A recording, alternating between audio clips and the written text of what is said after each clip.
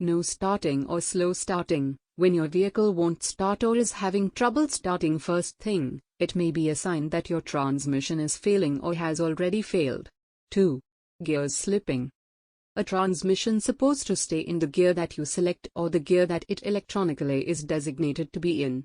If your transmission is not doing this correctly, there is clearly something wrong.